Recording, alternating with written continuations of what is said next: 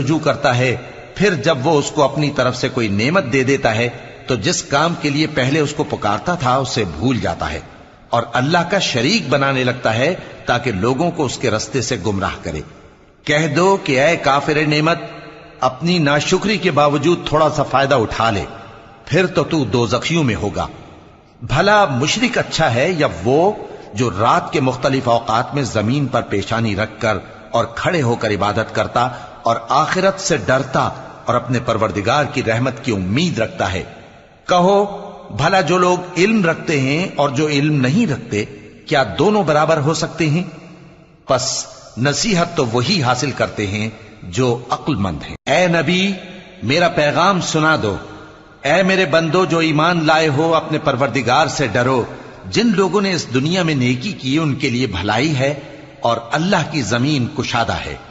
جو صبر کرنے والے ہیں